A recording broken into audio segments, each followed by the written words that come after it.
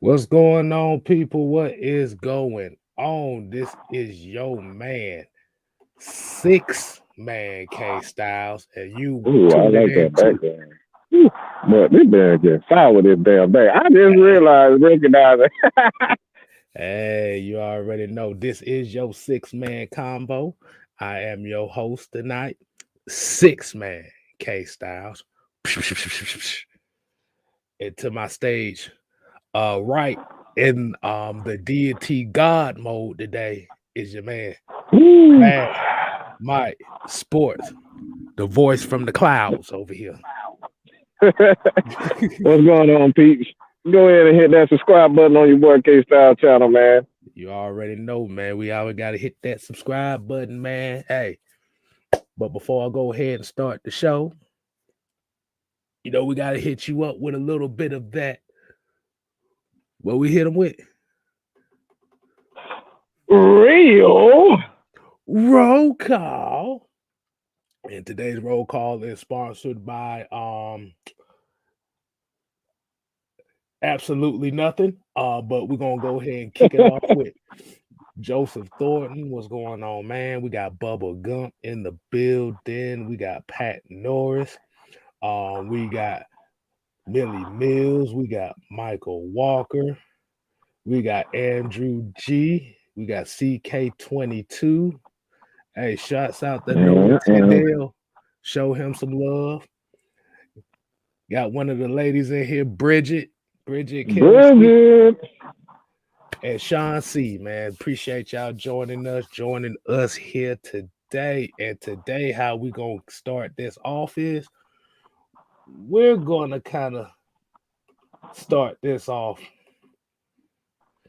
This is what today's show is gonna be. The Falcons off season.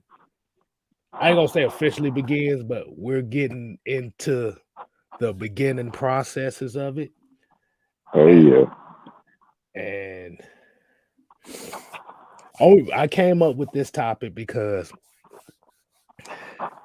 as we know, a lot of Falcon fans, we have heard there a lot of the stories coming out as far as Fontenot talking to certain players, and we got the Senior Bowl, and we got Senior Bowl drills, and people looking good, people looking bad. Mm-hmm. We got Cordero Patterson throwing shots at the fact that he want to stay here every damn day. That's another one. I'm about to say he got a whole nother. He got a tweet every day talking about Arthur Blake, keep me here. Hey man, at least that man want to be here. That's a great sign when a man want to be here, I and he's know. a damn good player. I know. We normally don't have players like that. It's been a while. Before we start, Hmm. hey, I want to show everybody a gift here, man. This is something a little bit from a childhood. Um, y'all remember the book fairs that used to be at elementary school? Oh my God. Bruh, Please tell me you don't got what I had think you got. I kid you not, bruh. Y'all want to know where my introductory to football and loving football came in? Oh my goodness. You see that? Wow. This man. How the hell do you still got that? I don't know, bro. Oh, It's down there 20 years. What the? 1998. I found this thing in Wow. That's a crazy. box somewhere, bro. My parents gave me the money. I think this was the first. I think this was outside of Goosebump books. This was like really the only book that I really read, but Wow. That's crazy. which is very interesting because this is the book Falcons. This is before this season started. I got this book. At the end of the season, the Falcons lost in the Super Bowl. Very interesting. But Yeah, that sucks. You might want to throw that away now. let's talk. Let's go ahead and talk about. I know we talk about needs.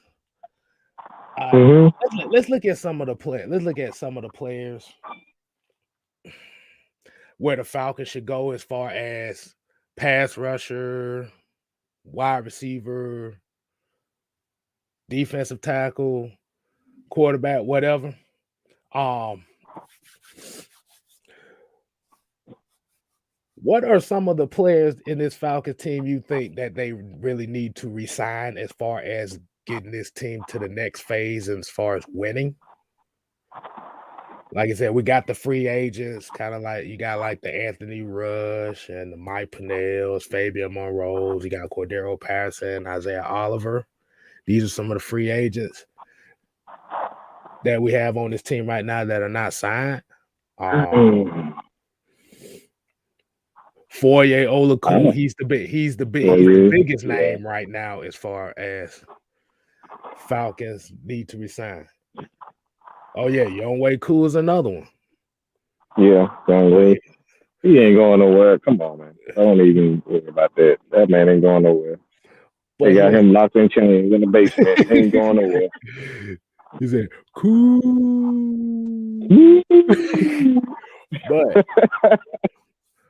but here's a problem. We ain't got the money like that. Mm-hmm. Something has to happen. So I mean, some got to go. First thing I was like I said, and I know a couple of moves that I would say. The first thing that the Falcons would definitely have to take care of is they're gonna have to find a way to trade Calvin Ridley as soon as possible. Now, which is very interesting. I wish I'd have put it up here, but there was an article from an ex-Jet scout that advised the Jets Oh, not that. not to trade for Calvin Ridley. So everybody talking about we needed to trade him to the Jets. They got literally ex scouts and scouts telling the Jets GM, you need to be careful with this one. You know why they say that? Ooh, boy. They said they don't know how good he is without Julio Jones. That's kind of paraphrasing it, but that's one of That's stupid. That's stupid. Like if you saying that, you really are dumb, and I see why the Jets are. If that's what I heard about it, I didn't read the article. But if that's what you're saying about, I don't know how good he is. Like you clearly don't watch football, right. And you clearly don't watch every team. If you're saying that about Calvin Ridley, that's literally a stupid comment. You should never. That type of statement should never come out any scout's name if you're talking about Calvin Ridley and his ability to play the game. Mm-hmm. They call them like Noah said here, they call them a problematic receiver. Like I said, I'll make a short on it later. I'll show y'all later. I'm kind of lazy trying to find it and put it up on here while I'm talking to y'all, so y'all wait for that later. But yeah, there was an article where they pretty much trying to call him a problematic receiver. I'm like, nah, don't do that. We trying to trade him. Don't no spoiling before. No spoiler for us. So yeah, that's going to be the main one right there. By trading him, that as we all know, $11 million in the cap saved in the cap with no dead money hit to it. Mm-hmm. If you cut him, then it's an $11 million dead cap hit on that. So you have to trade him. Now, there's another move that I think the Falcons should explore, and I think everybody will be happy about this one. And I want to get your take on this, Mike. Tyler Davison, Route 96. Oh, goodness. It's funny. I was just having a conversation with the boy today about that. But we're talking about cap situations here. We ain't talking about sucker tooth Mm-hmm. receiver. Yeah. You're right. So you cut him. It was like I think from my last remember, it was like a $500,000 dead cap hit, like a $5 million uh cap savings. That's another one right there. Do That's you inevitable. uh so and I know a lot of people saying Dante Fowler. Nah, they ain't gonna cut Dante Fowler because they can't afford to lose that $4 million on absolutely nothing. They just gonna make him a spot rusher this year. But Mike, I got a question for Yeah. you. By making those moves, who do you think that the Falcons really need to be looking at bringing back for this next upcoming season? Like, Well, you kind of just do you feel like Fourier? Oh yeah, I was about to say also, do you feel like Fourier is gonna get the franchise tag as well? um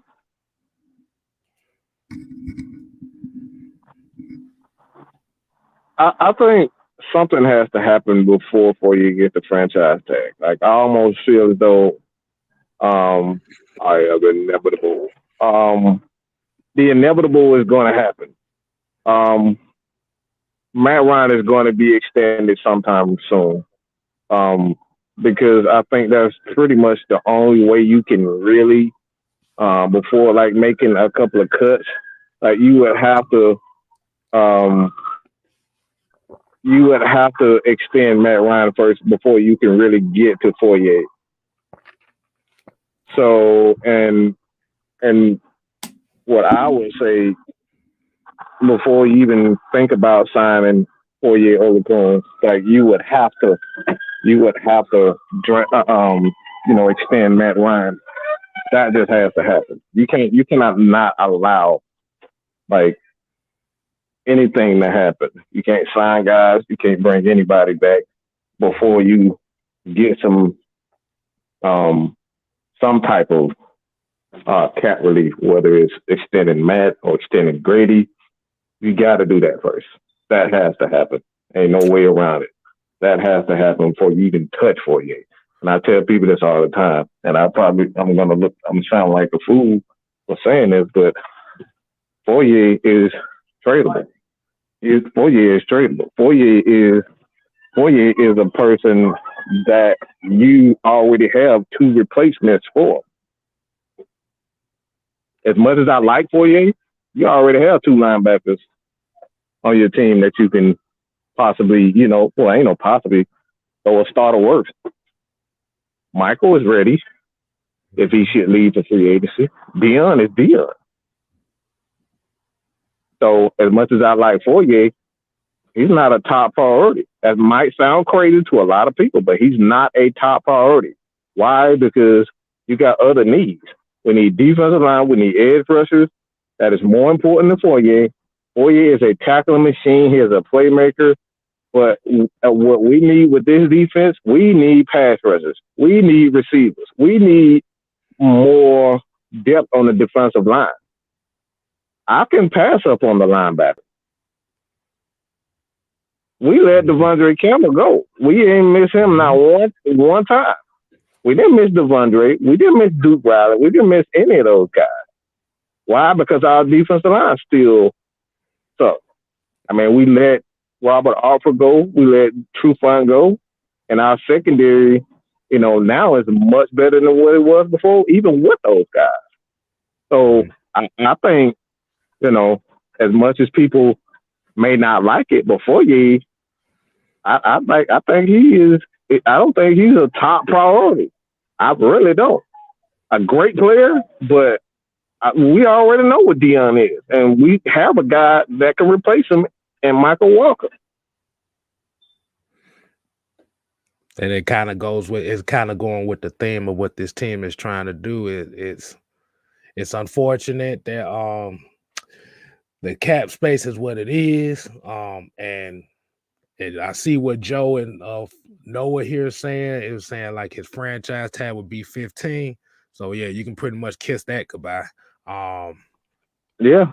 that because for a lot of people that might not know what a franchise tag is you're literally going to be making the maximum of the top linebacker salary for that one season. And I knew it would be over Over, 13 million. I knew that for sure. And that's why I yeah, said it's like Fourier is, as much as we might not like it, like he's not a top priority. We already have a Pro Bowl linebacker in Deion Jones with a big contract himself. And then we got a young guy that is capable of filling in that spot and being Fourier and Mike. He's young, but he can do it. yeah. Yeah, I just think, yeah. I think with Michael Walker's case is once he gets that opportunity, he just gonna have to sure up on his tackling just a little bit more. Because Right. there's been a lot of cases where he has missed tackles as well. But I athletically like that wise, comment. I like that comment by Isaac Klein. That exactly it. That's exactly it. yeah, bringing in their own players. Yeah, he bringing in their own players, man, and I'm kind of on the notion as well. My philosophy is you can never have enough pass rushers, man. Yeah. Whether it be on the defensive line or outside linebacker, you can never have enough pass rushers. Um, is that just one of those unfortunate cases where, like I said, Mike said, and I say it again. Um, I remember when Fourier got drafted, I said he was going to be one of my sleeper guys for this team, and he has proved Yeah. me right. But We're Smethers looking. Yeah. helped put this team in a damn financial bind where you got to go a $200 grocery shopping with only $50. So you can only get what they Yeezy. We're not doing the call-ins today. No, not the day They are only on Friday. Fridays. Sometimes Monday, but they are on Fridays. So yeah, we don't do that tonight. We have a professional show tonight. We're gonna have a quiet show tonight. exactly. That's why it's A called calm Friday. show. The calm storm. The calm storm. The quiet storm. Let's just call it the quiet storm. Just a tale on the quiet storm. Sure. Y'all remember that? Y'all remember that? Exactly. And since you said that, let me go ahead and play a little quiet storm music while we get finished talking. Yeah, let's go ahead. Since you done said something. I like it. I was initially supposed to play this damn thing at the beginning of the show, but I forgot. I changed the intro. And I forgot the intro was like 8 seconds shorter than what it used to be. But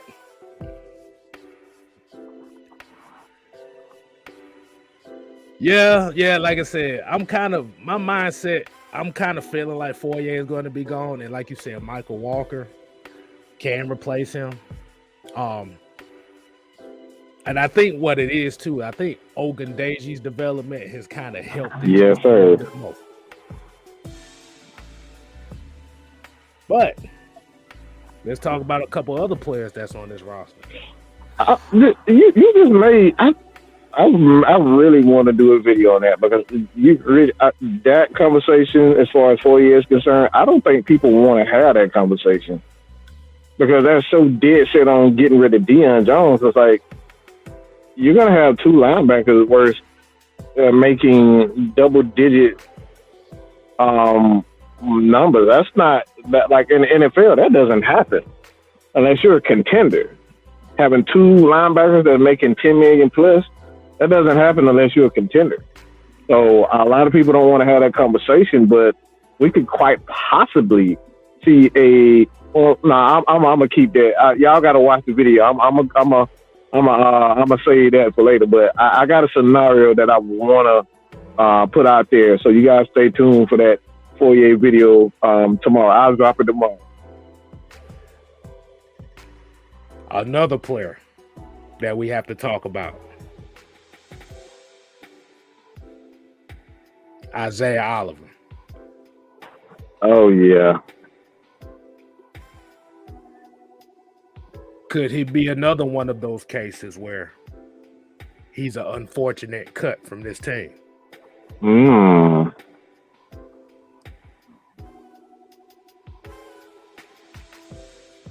What you feel about that?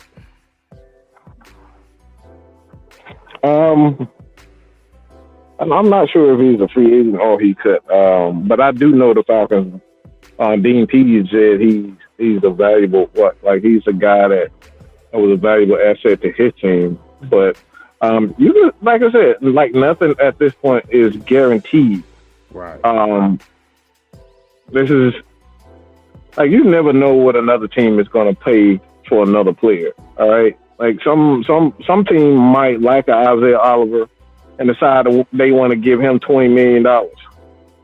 The same for Fourier. They might really like Fourier. They like really want to give him, $40-50 million contract, guaranteed, and we're asked out. So like nothing is guaranteed, but I like the injuries. We don't know what this injuries, where he is as far as his development. So we don't know. There's nothing guaranteed. We may not see Isaiah Oliver next year. Mm-hmm. Which gave me an interesting thing. What if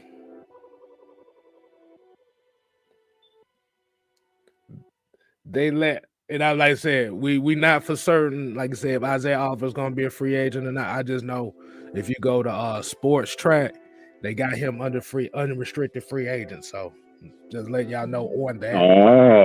And that's a free plug as well. But what if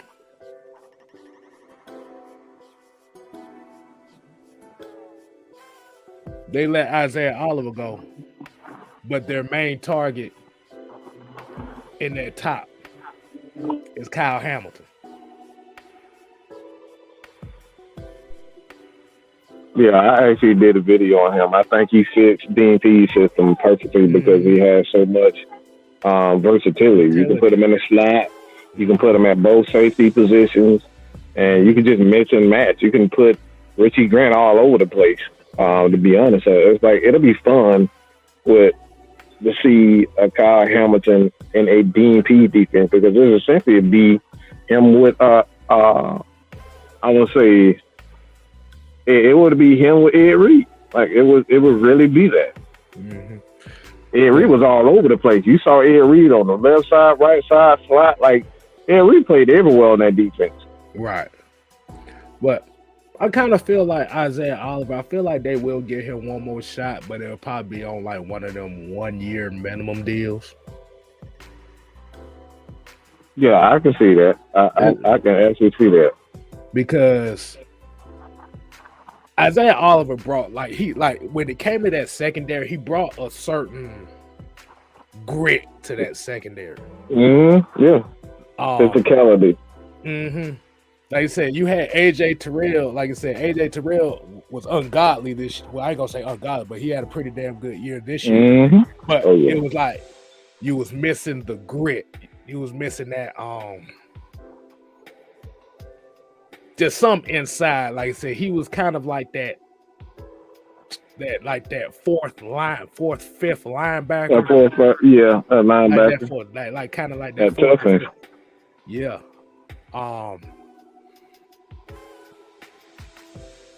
You didn't. If and another guy who could guard tight ends also. That's what a lot of people don't understand. Like he could really guard tight ends with his big body, his length. Right. Like he was a physical guy. Right. But yeah, like I said, Isaiah. Oh man, I literally just accidentally ran into another video. Good God, just thinking about it. Right. Because why I say that is because he essentially, everybody was like down on Deion Jones, but I don't think Deion Jones was really supposed to even guard tight end. I think that job was Isaiah Oliver. Mm-hmm. Yeah, because if you look at where the beginning of the seasons, they was attacking Fabian Moreau a lot. But when Isaiah Oliver went down, they started attacking the middle a lot more. The offense started attacking the middle a lot more. And what's going on, USK? The real. What's going on, man? Y'all appreciate y'all joining. If y'all just joining hit us, that like button, man. Hit that like button. It really helps him out. Hit the like button, share, subscribe to 6-Man K Styles. We're basically just talking about certain players and who should stay, who should go, and where they should, like, pretty much the direction of where they trying to get this thing. Isaac Crimes. Yeah, Sheffield is gone. Yeah, Sheffield probably gonna be gone anyway. Man, that man gone as soon as they able to. They said, wait a minute, Chase Young ain't on this team. Nah, get his ass up out of here. Wow, you really did that. Wow. I did it. Yeah, that was a shot. And look, and I want to highlight this because I do distinctively remember saying a while back ago that I was a big Devontae Wyatt fan. It's a possibility. I mean, he's working. Absolutely. You see, working out with my eyes. I'm like this. I do distinctly remember saying that. Yes, sir. But they did all the Hold on. There was a comment here that I wanted to hit. And hold on, Yusuke came in here and said, I heard someone say they would take Jimmy G over Matt Ryan this week. Hopefully they come on the show tomorrow. Cause we got something in store for them. We doing some things a little different tomorrow. So I hope that person that watches us tomorrow. I really hope so. I hope so too, because that's the only main reason why we're doing that. Damn, this music does kind of add a different flow to it now. It really does. I'm like, man, I'm out here vibing, bro. Exactly. All I need is a drink. All I need is a drink in hand. Exactly. But yeah. Yeah, also, and like you said, one more person. And this is Mike's favorite guy in the whole wide world.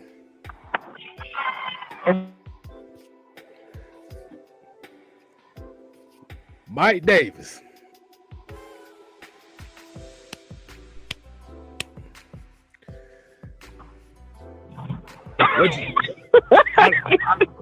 Yeah, that man said Mike Davis. That's all I can say is Mike Davis, man, because I feel like it's gonna be one of those points where, like you said, you got Cordero Patterson. Cordero Patterson is expressing that he wants to stay here in Atlanta. He wants to stay here. You got Quadri Olson, who you've seen make strides this year in the limited time that he played. So you see the potential there. And then you got Mike Davis. But the one thing that Mike Davis does well that the other three don't is he can pass protect. I mean, it's been a couple cases where he looked absolutely lost back there in pass protection, but I can name many games where he done picked up some key blitzes. Oh yeah. Where are you going with this? Because I think I know where you're going with it. So, would it be worth it to keep Cordell Patterson?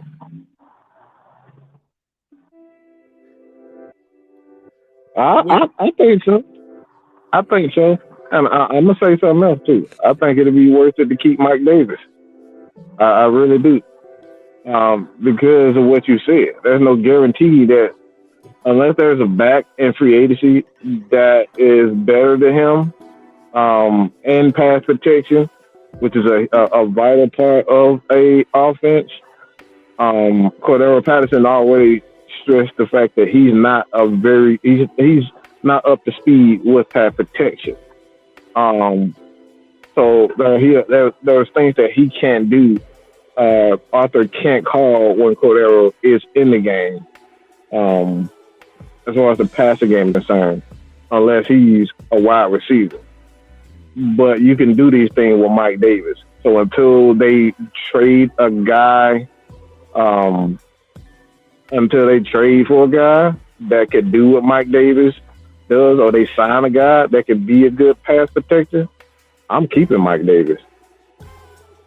Kind of working out his deal. Actually, I'm going to take a little bit of a cut if that's possible, if that'll change anything, but I'm keeping him. I say because of the pass protection, I think that he still will remain. But I think what will happen is they will move Cordero Patterson full-time wide receiver. Right. You can use him every now and then in the backfield, but as much as they used him in the backfield, it started taking a toll. So if you move him full-time wide receiver, that gives you room to bring in a young back. Because I think this is what this team need. They need a young pair of legs back there running the ball as well.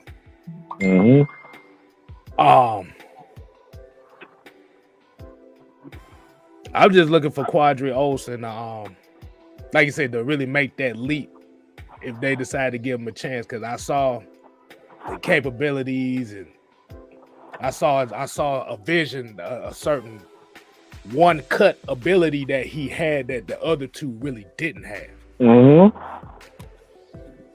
that's going to help him a lot. It's the real. Yeah, I had high expectations for Mike Davis. I think the thing about it is it was high expectations as far as what you got out the deal for. Yeah. Because nobody really expected him to be no 1,000-yard back. Even we've said it here plenty of times all season. We didn't expect him to be no 1,000-yard back. But you just expected him to be able to run downhill and hit the hole with more authority. At least 500 to 600, 5 to 8 touchdowns. Like he barely even touched that. Right. So I think that's where that comes from as far as the expectations. You didn't see the fit. You saw physicality at times, but you didn't see it consistently. But that's only the three certain players we're talking about right now. Future episodes we'll start talking about more players and other contract situations and stuff like that. Because I know we done heard the reports that the Falcons was talking to Malik Willis. We're gonna save that for tomorrow, for tomorrow's Friday Night Madness. Oh yeah, we got that. Y'all be ready for that tomorrow. And it's going.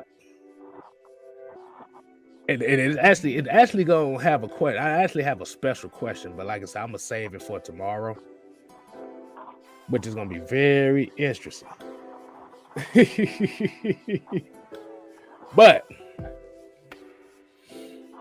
y'all go ahead, y'all start leaving y'all questions in here. We're gonna start asking them questions.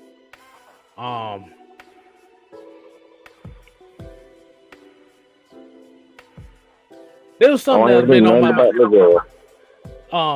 There was something that's been on my mind today that I wanted to talk about as well. And I know everybody's been talking about this Brian Flores situation that's going on here. If a lot of people don't know, he's got a lawsuit out there right now. It's a discrimination lawsuit. Let's say against the Giants, the Dolphins, and I think the Broncos.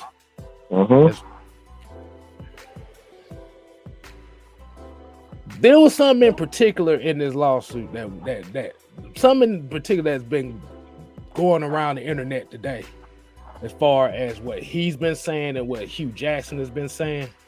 Oh, I got some choice words. I got something to say about that.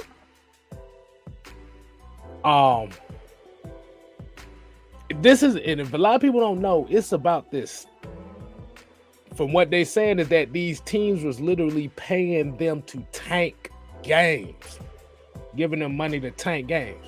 This is what they said. Now, allegedly, if this is true, this is some bullshit.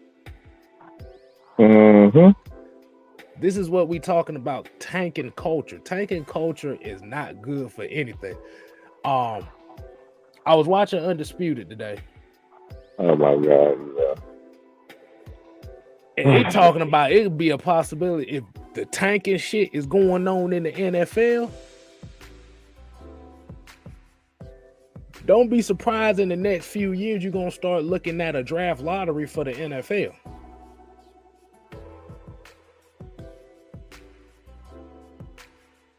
Because the one thing the NFL does is they always try to hide their images. They try to protect their image as much as possible. So, Mike, my question to you would be,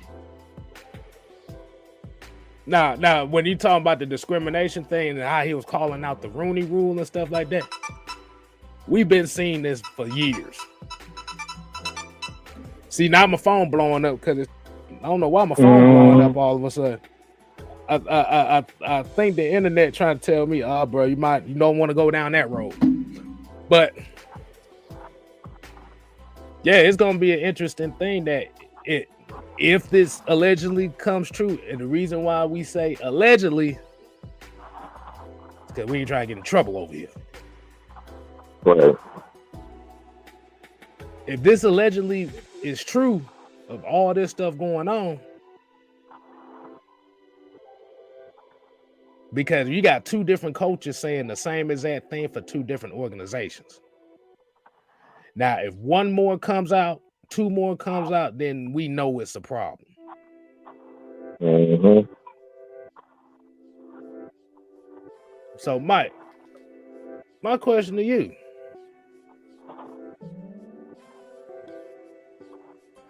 What is your thoughts on this? Because before you get out, because the reason I was saying that too is this comes out being true. Who's going to want to coach organizations like that that's telling you, I'm going to give you money to tank? Mm-hmm. This ain't what the game is about. Players don't play to tank.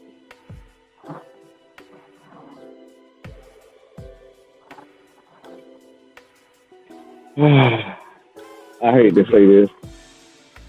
I actually hate to say this, but I'm going to say it. So put your kids away. I'm not going to curse, but I have to say this. And it's quite sad, to be quite honest. It really is quite sad to see what I saw today from a man that I had respect for until I saw what I saw from him.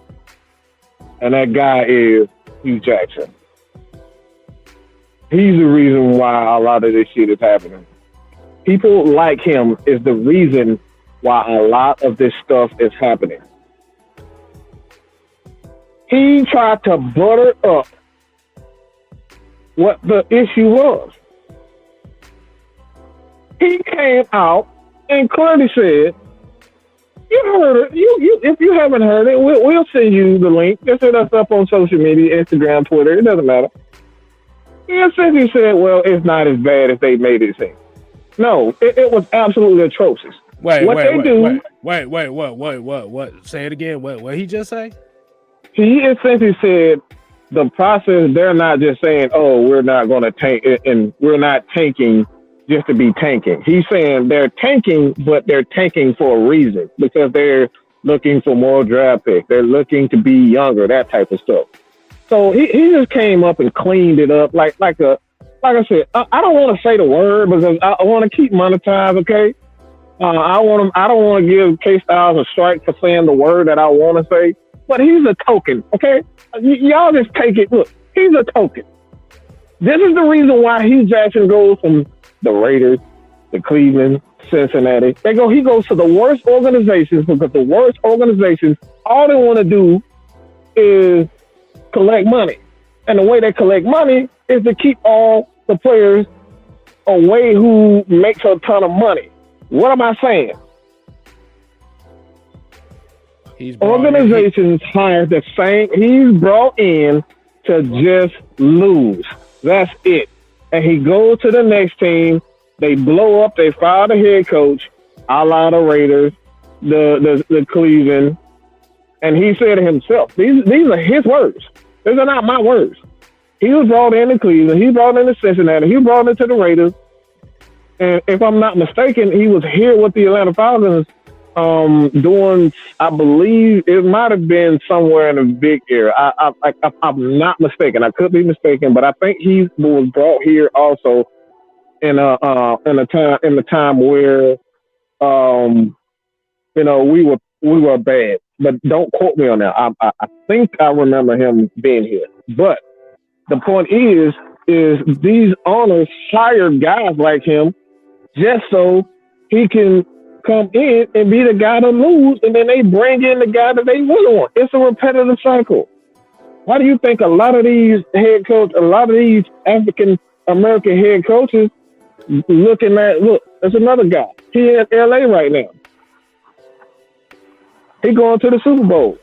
Why do you think it's the same black coaches that get the same jobs over and over again? Most of these guys are tokens. They're nothing more than tokens for these owners to come in to pretty much blow up an organization and just do what he's told.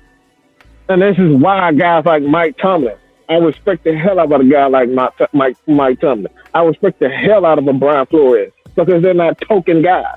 They really want to be real coaches, but when we got guys like you who just want to be a part of a system, so he's just going to do what he's told, I despise that type of stuff. Like I said, he could be a good guy, but at the end of the day, let's just keep it real. See, look, there was a Petrino earlier. You see the pattern I'm talking about? Oh, he was there. I knew he was here. I knew he was here at some point. You see the pattern what I'm talking about?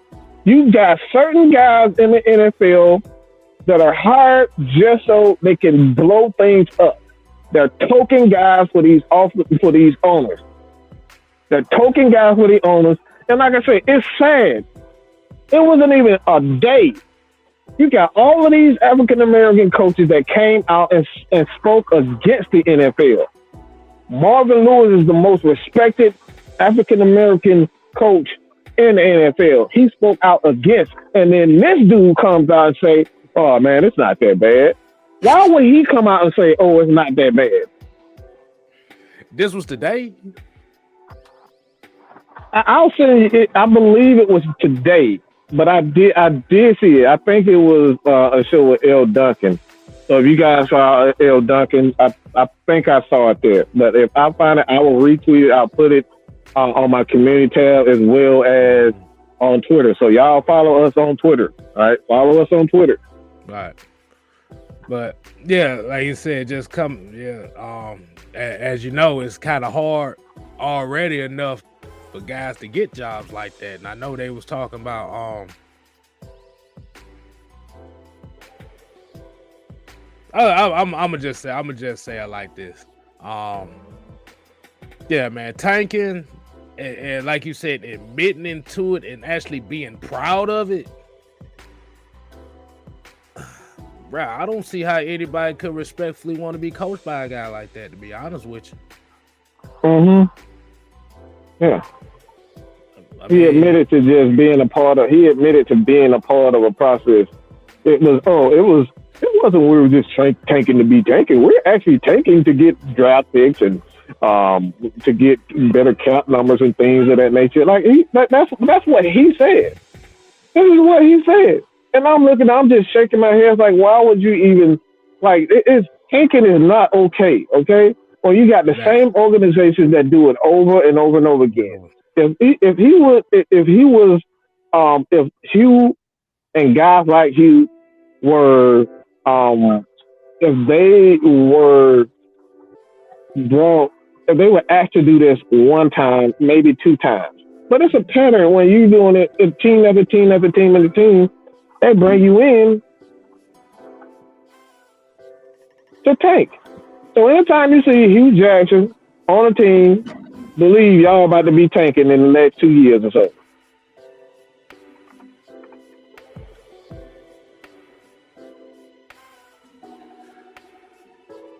Oh man.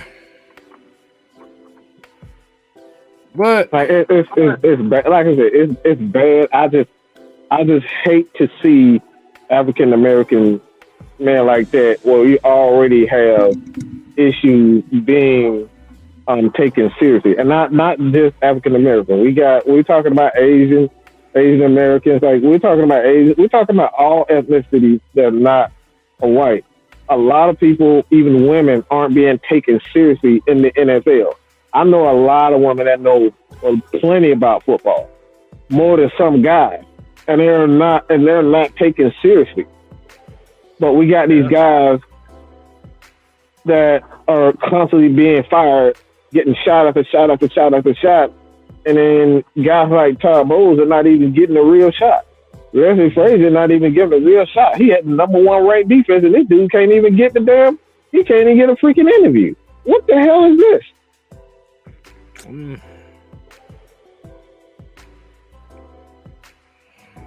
Oh no, man. It's like I say, it's very ugly right now. Like I said, I'm just waiting to see where this goes, because this right here can affect a lot of people in the NFL.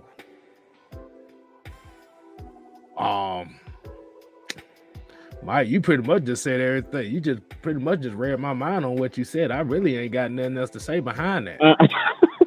I apologize, man. Like I said, Hugh Jackson really irritated me because I expect more out of a guy like him, but he pretty much, like I said, y'all know the word what the word is. I'm not gonna say it, but y'all know. Look, I'm about to say we already know. And it's not the word that y'all think it is too. But we're gonna say that for later. Save it for later, son. Yeah. But like I said, we got a few more minutes here. But I want to talk about one more thing. Oh, good. No. We're gonna end this on a positive note. Okay, good. The Atlanta Hawks after the Cam Reddish trade. Wow.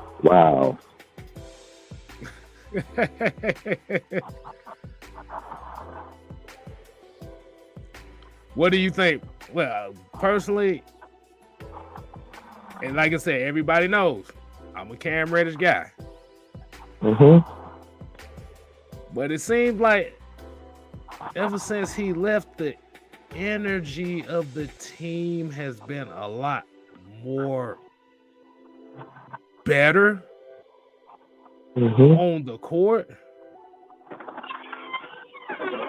Hold on. Ida Crown did come up with one. Yeah, Jim Caldwell got screwed over. Definitely. Dungy got screwed over too. The hell, John Gruden win his Super Bowl. I don't care what nobody say. John Gruden won his Super Bowl. Come on, man. You don't know that. Exactly. Who was that head coach that was head coach for the Cardinals before they brought in Dennis Green? No, not Dennis Green. It was before they brought in air raid Kyler Murray guy.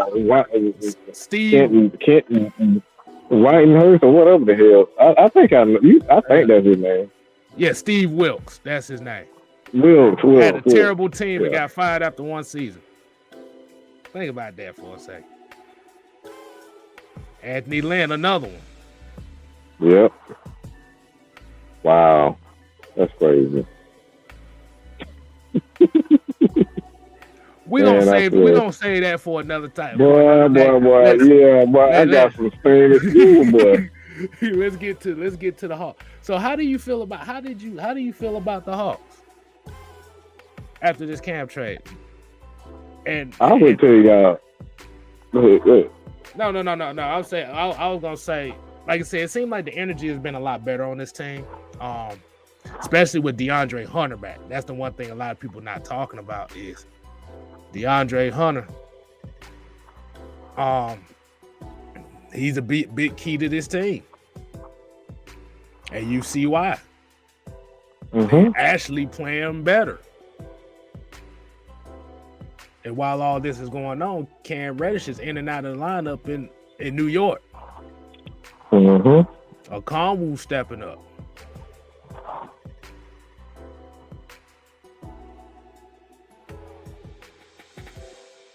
What'd you think? What'd you think about it, man? They crawling right back into the play-in part of the damn standings right now. So, what'd you feel about that, man? Um, as much as people, that's a lot of people. It's more people that actually love Trey Young than they dislike him. Um, but he clearly is one of the best players in the league. I really believe he's top three in the league. To be honest, because like you look at his impact and the players that he has around him, he's not playing with a Klay Thompson. He's not playing with a Steph Curry. He's not playing with a LeBron James. It's just him. It really is just him and a bunch of role players. So when we talk about Trey in the Atlanta Hawks, you put guys around him that heightens his abilities. And this is why you're seeing Okongwu playing out of his damn mind now, playing excellent defense. Like this dude look like he about to jump out of like he look like Space Jam. Like he really does look like Space Jam right now. What's it? Flying in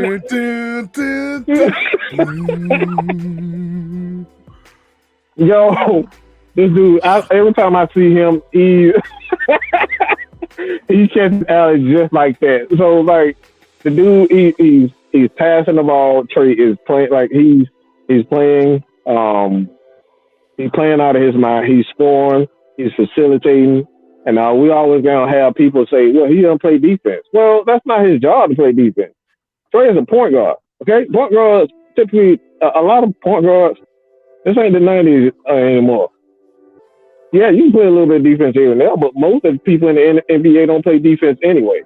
That's why you got guys like Okongwu and Clint. Go ahead. You hit my. Go You ahead. hit my. Go ahead. I'll let you. I'll stop right there. You go ahead. No. You keep going because you just said exactly what I was thinking. I was like, damn, yeah, nobody play defense in the NBA no more. It's like maybe like 15 people that play defense.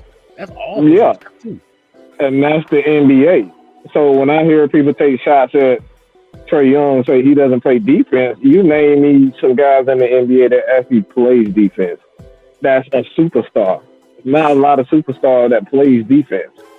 Ooh. Yes, sir. He plays better defense than Russell Westbrook. I'll tell you that much. Ooh, no, you didn't. Oh my God. Yeah, that dude. I don't know what Russ be doing. I don't think he even know what he be doing. I don't think he be knowing what he be doing. You can tell he don't know what he be doing. Just look at him play. Mm-hmm. He sags off just to get rebounds. Bruh.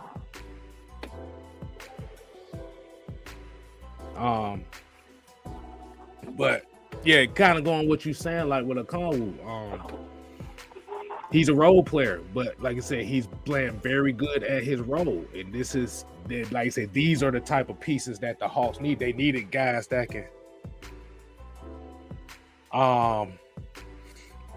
that can assimilate to Trey. Like we said, Trey is not the best perimeter defender, but you got guys around him that can play some type of defense, which hides it. You have to remember the NBA nowadays is all about defensive rotations anyway. Yeah, that's why a lot of the bigs are smaller because you gotta rotate. And like Okongwu is a perfect rotation guy. John Collins is a perfect rotation guy. He's not a rim protector, but he can rotate and disrupt things. You got Hunter. You put him as on the best player on the other team, and like I say, it's working right now. Like Cam could do all the stuff. But there might have been kind of like a hidden jealousy because it's possibly he wanted to be the star on the team.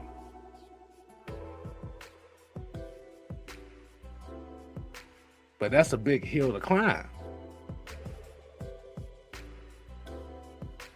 he done got traded to a situation to where he better be on his game because, as everybody know, Coach Thibodeau don't play. Hell, we seeing Kevin Knox. Kevin Knox been playing more minutes than Cam has in this trade. Hold on, man. Hey, get your on out of here with that. Here you go talk about you see the championship icon Mike had. You better thank us. We don't got to hear Roll Tide for the hair. Oh my God! Of course, yeah. He got a point, bro. He got a point. He got a point. Like I said, I could deal with y'all barking all year than hearing Roll Tide for a whole damn year. Roll Tide is so goofy. Like, who the fuck got an elephant? And ain't no damn elephants in America, man. that we got no. If it ain't in a damn zoo, not outside the zoo. I mean, bruh. They whole rivalry with Auburn's over a damn tree. That's all you gotta be that's all you gotta be said right there.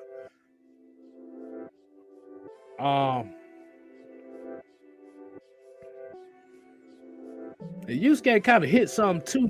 We can close the show out with that, but I want to get to finish this Hawks thing one more right quick. And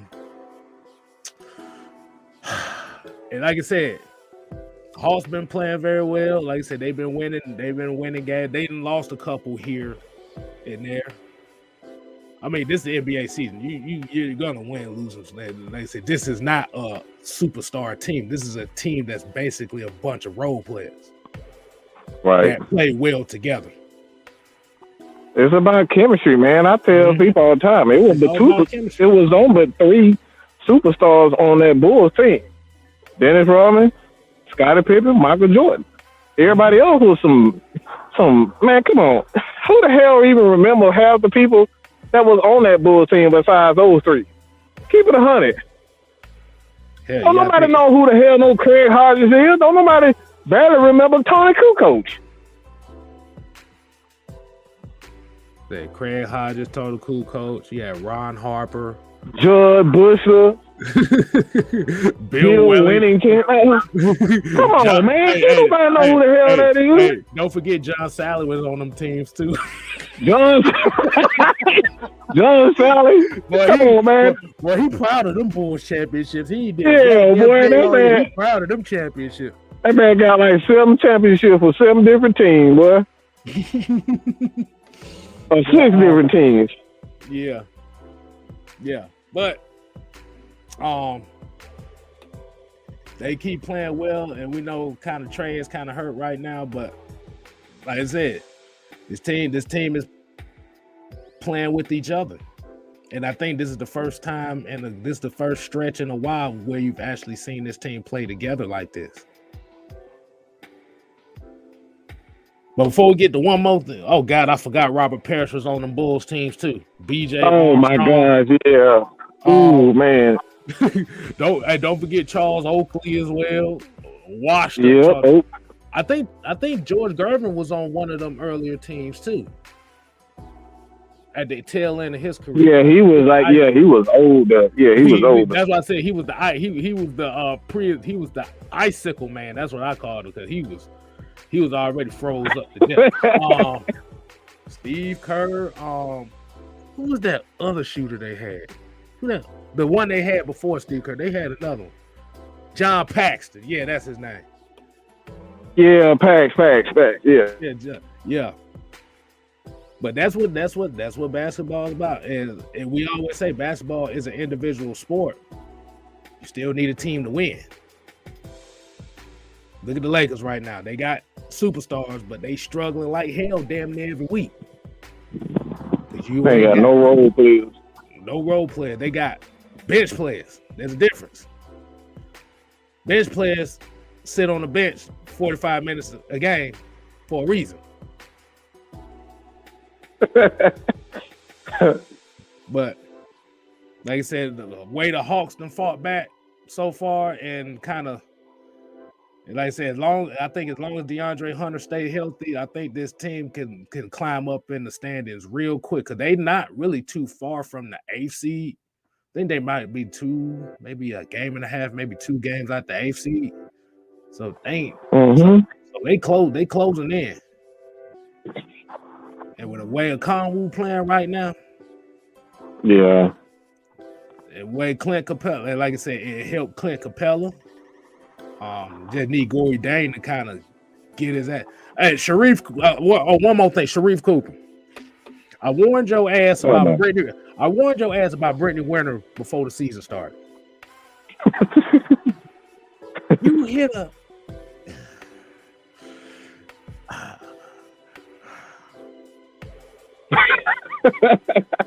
My, hold on. I don't think I ain't want to say it, but my nigga, really, we busting down Instagram, dude. He's Man, already. they never learn, bro. They don't never learn.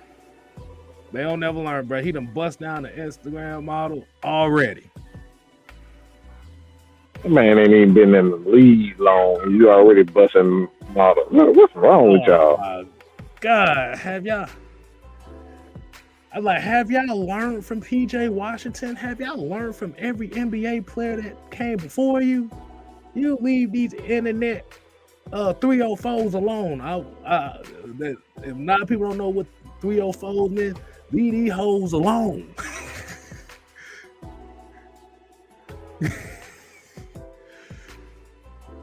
Oh my God! I like I said, and Dion want to bring them to the campus. Man, come on, bro. That's crazy. I get where he was going with it though.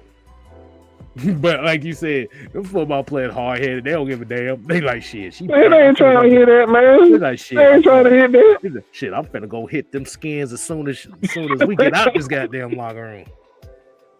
And like I said, if you gonna do that, stay protected. Bro. See, ATM response is exactly what I'm talking about.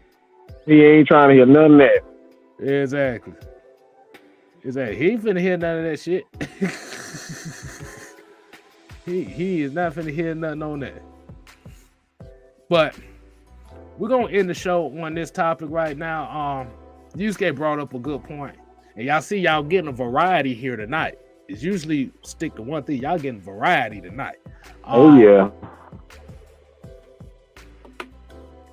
I haven't read too much into this. I'm gonna read more into it. But the MLB lockout. Again. Y'all already done, hey look, they already done damn denied the steroid era players out the Hall of Fame. Now you got a MLB lockout now? I know what this is about though.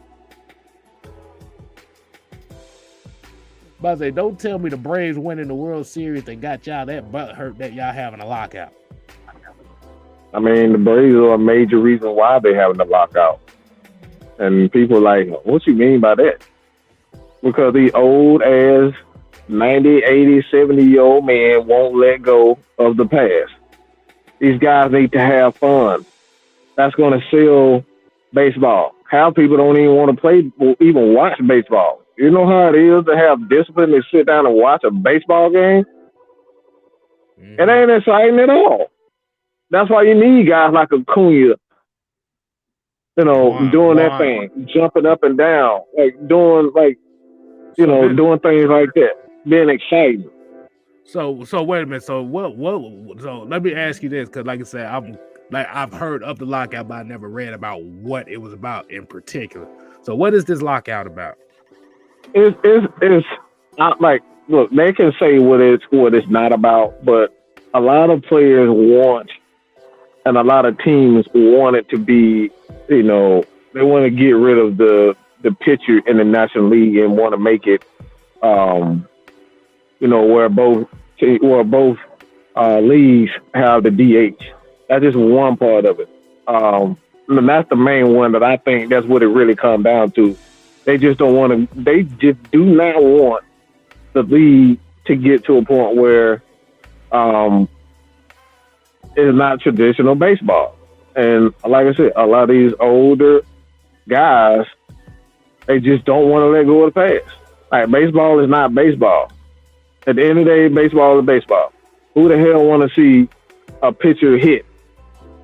Like, let's be honest. Who the hell want to see a pitcher hit? They can't hit. So why don't we get a hitter in there that can actually do it? Oh, did you see the people? I'm about to say, did you see the people's eyebrow just raised there for a second? Go ahead. I did. Really? Yeah. And that's one of the major things that like National League and a lot of traditionalists just don't want the universal DH. They don't want it. That's one of the reasons why. Like I said, I think that's the major thing is, to be honest, they can sit up here and talk about the contracts and all that, but baseball gonna always be baseball. They're gonna be throwing money at these players to hit 50 home runs a season. That's always gonna be the case. But it all comes down to it. These guys don't want to modernize the game, and it's time. I've heard before Don Sutton passed away. He always said the game needs to be sped up. The game is old, and we need to speed the game up, and that's what it comes down to. It. Pitchers, like as Ultra Shadows said, pitchers shouldn't be hitting. Bring the universal DH. I mean, most pitchers can't hit. No damn pitcher. That's like automatic strikeouts. The only pitcher that can damn hit, and they're not even really using him as a pitcher. Well, it's Shohei Ohtani. That's a unicorn right there for real. Right. But when he's not pitching, he's DHing. So outside of him, what the fuck? Like, yeah, I don't want to see that. Nobody want to see that jump. We want to see the game, a faster game. Let's just be honest. Pitchers, like if you got pitchers at the plate, that's automatic piss break right there, because you already know it's going to be a strikeout 9 times out of 10. Automatic. Think about it. When a pitcher is up, that is a piss break. Because he's not going to swing. It's like maybe only like 3 or 4 pitchers that would attempt to hit the ball. Mm-hmm. And from what I'm reading here, the other thing that comes down to it is they said the owners want a 14-team playoff. Huh? Say that again.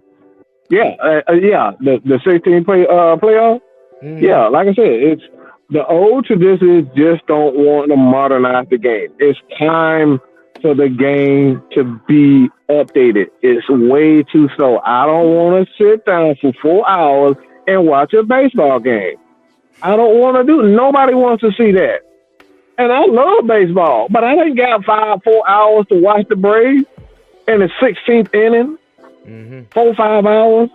I wake up, the game still, I go to sleep, the game in the 9th inning. I wake up, it's 5 o'clock in the morning, it's 16th inning. I don't want to see that. You got to they want to bring in a younger generation. The only way you're going to do that is get rid of those old rules, make the game, speed the game up, make it a little bit more exciting. And like I said, just let the young guys have fun. They got so many damn rules. You can't do this. If you jump up and down, the other team dugout is screaming at you, yelling at you. Like, you talking about the unwritten rules. You talking about the unwritten rules. Oh, you talking about the get out of here with that. Fernando Tatis Jr. He's like the most hated guy in the league because he damn near breaks all those damn rules. Him and Acuna are the most hated guys in the league because they just have fun. All they doing is just like you're supposed to try to show up the pitcher. Like you hit a home run dance, goddamn. I don't see nothing wrong with it. If you can't stop them, that's your fault. Don't get mad. If I hit the home run, I'm finna hit the Buff Bagwell damn thing on your ass. I be like this.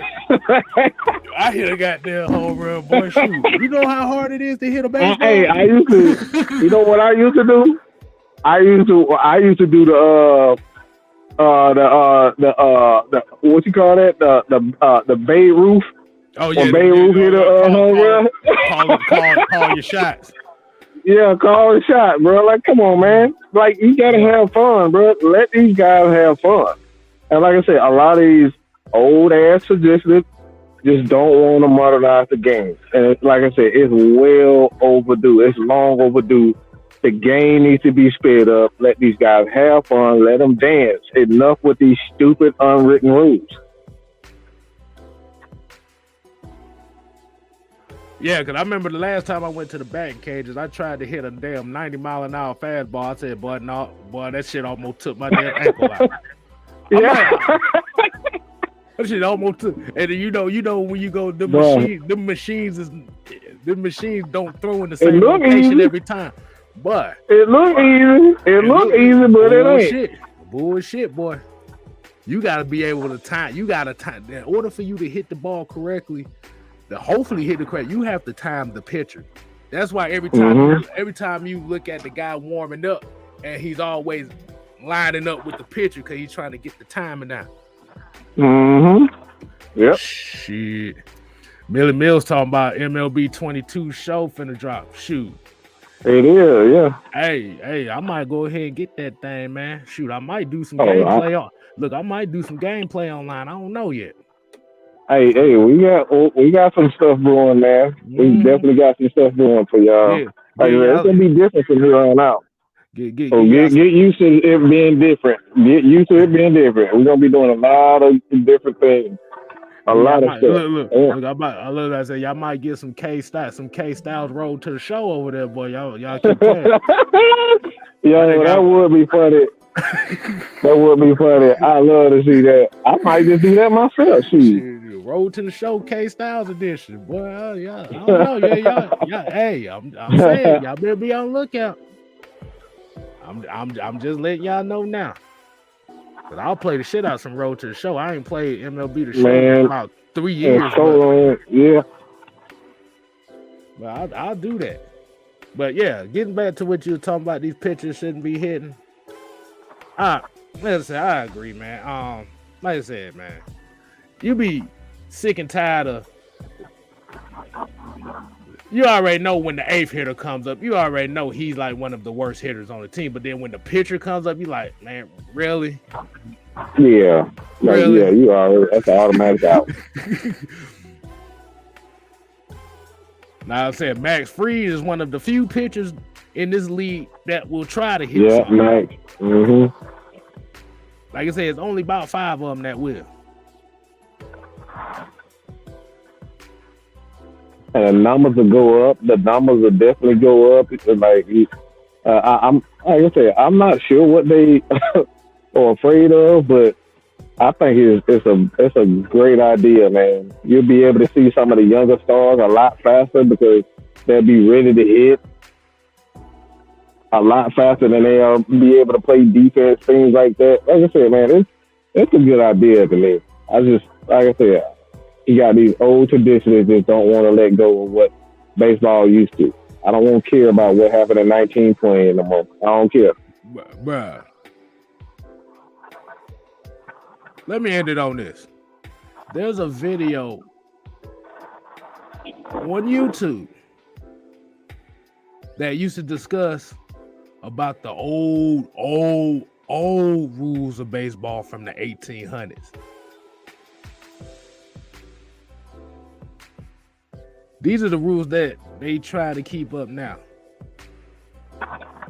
It's literally almost the exact same stuff. Talking about wherever the hitter wants the ball thrown at, you got to throw it at that spot. Man, get the fuck out of here. The whole purpose of striking your ass out. You're not supposed to throw a fastball and on a 3-0 count or something. So I'm like, it's stupid. A breaking ball at 3-0 count, like stupid stuff like that. Like this is what baseball and the unwritten rules are. Just like it's just stupid.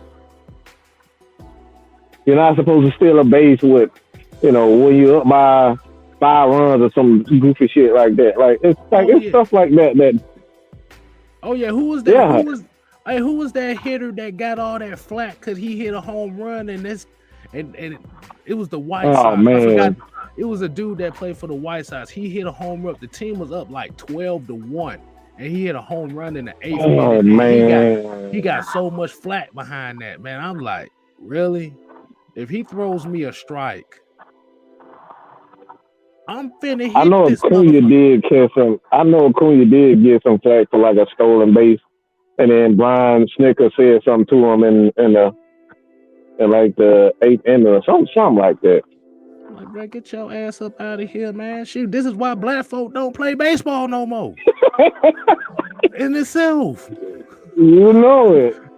Ain't got time for that damn unwritten rules. Shit, we be out there goddamn tying up all Jordans and goddamn sipping serve on the damn baseball field or something. Ain't it? Bro, it Shit. ain't even this that, boy. It's just it's so much swag we bring to it, man. It's like, Bruh, and that's man, what they're man, afraid man. of. If I'm hitting a home run, I'm be like, and then hit to the first base line. Well, I'm like, Boy, they be out there.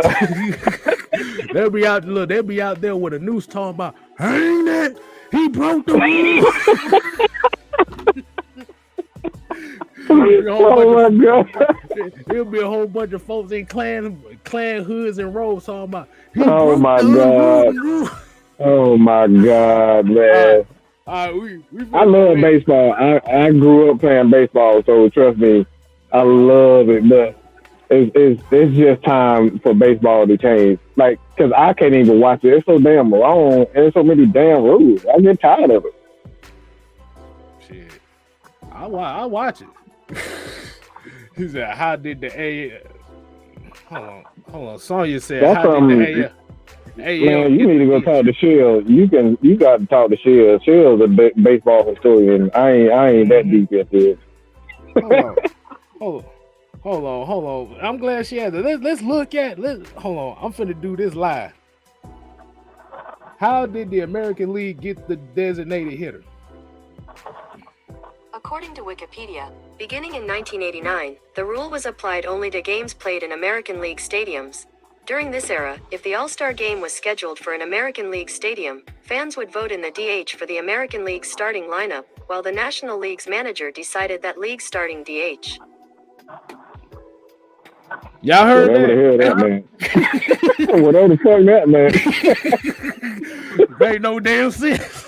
Shit. I guess what they voted on it, and they got it to it because of the All-Star game. I guess that's what that meant. Right. And they just kept it. The AL just kept it because they wanted more hitters for the All-Star game to showcase their more stars or something like that. So I'm guessing that's what that meant.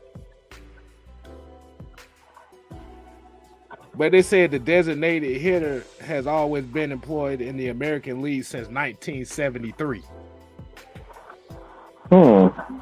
That's all I need to know. We're gonna go ahead and end this stream tonight. That is on some absolute horse caca. But we definitely appreciate y'all joining in for the 6-man convo tonight. I know we was kind of all over the place here. But, hey, let us know if you like this flow, man. Let us know. Well, we all over the place. You never know. Hey, I'm gonna ask y'all a question. This is gonna be the closing question for the night, man. Let me know if y'all like this format, and we're gonna keep it like this, as far as going all over the place, but with a vibe in the background. You hear that? Listen to that. Oh yeah. Hey, Mookie Betts made me laugh because every time Mookie Betts play, they always like to pan in on his face, and he always make that supermodel face every time he do. I kid you not. It be looking like this. You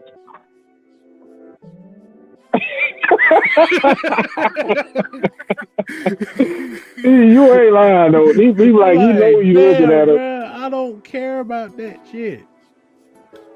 But yeah, like I said, until next time, man. Oh man. Go ahead, Mike. Go ahead, give us your closing thought. What you want to say to the people tonight, man? Hey man, like I said before, there's a lot of changes that's going to be happening. We're going to be doing a lot more content.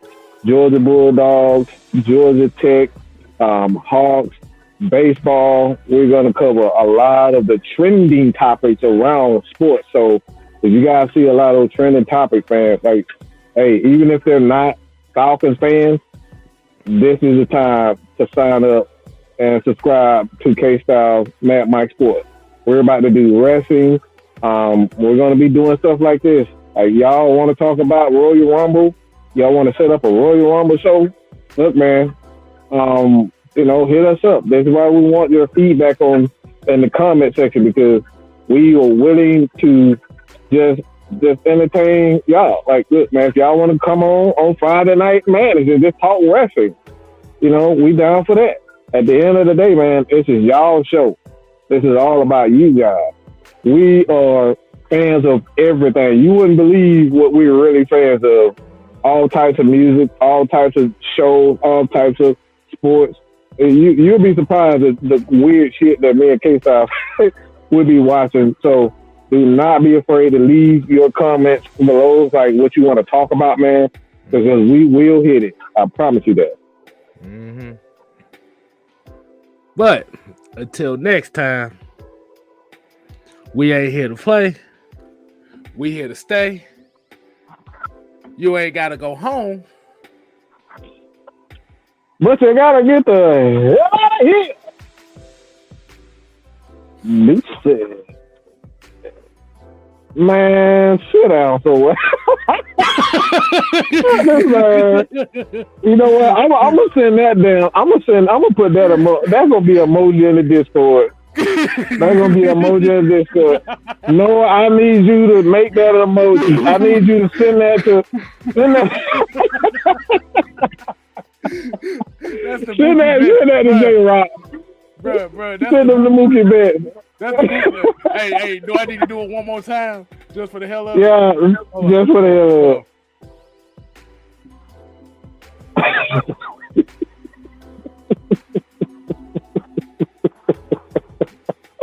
Oh my God, boy. It's hard to keep a straight face with that, boy. All right, y'all, man. We out here, man. Oh my God, man.